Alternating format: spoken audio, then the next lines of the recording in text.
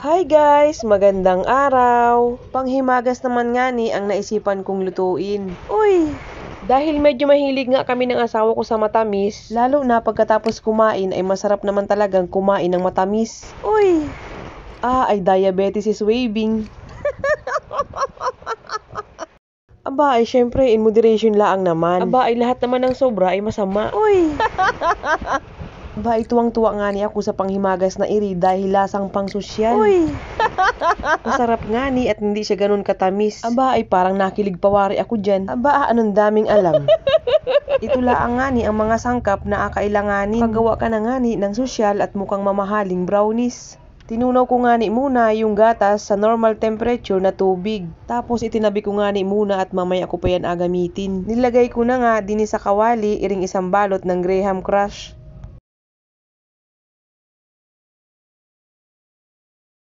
Tapos naglagay ako ng 2 sachet ng Milo.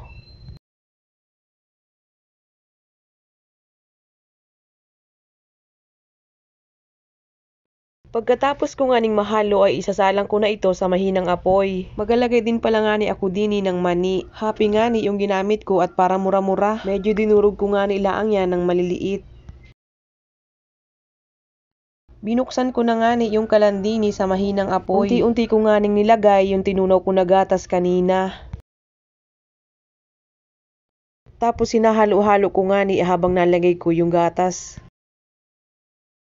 Sana nga ni ay masubukan nyo rin iring panghimagas na iri dahil masasabi nyo talaga na parang bumili kayo sa mamahaling brownies. Uy! At wari ko nga ni ay pwedeng-pwede itong gawing pang negosyo. Aba ay mabentawari ito sa palagay ko. Tansyahan nga nila ang paglagay ko din ng gatas at baka naman masubrahan at magiging malata. Madali nga lang maluto ito dahil pag medyo lumagkit ay okay na. Nung ganito na nga ni ay nilagay ko na yung mani.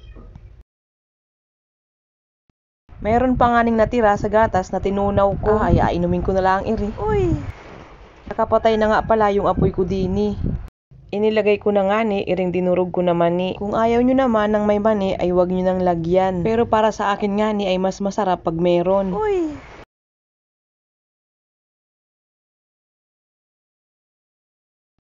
Nung naluto na nga ay nilagay ko dini sa microwavable tub. Tapos pinantay-pantay ko laang nga ni yan gamit ang spatula.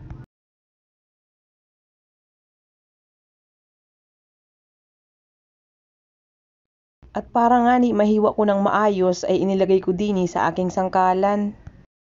Wow! Bumili nga ni ako ng 2 chocolate na Goya at alagay ko sa ibabaw. Aba ay anong sosyalin man din tingnan pag garne. Uy! Pwede naman kahit anong chocolate ang ilagay ninyo. At dahil nga ni medyo mainit pa ay medyo nagmelt yung chocolate. Pwede mo na nga itong kainin kahit hindi mo na ilagay sa ref.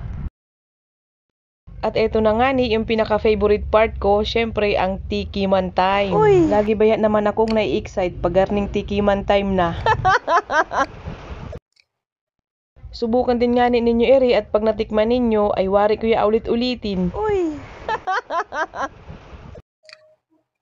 Ay pagsalasa naman talaga ay masasabi kong may panlaban iri. O siya sige, salamat sa panonood. Bye!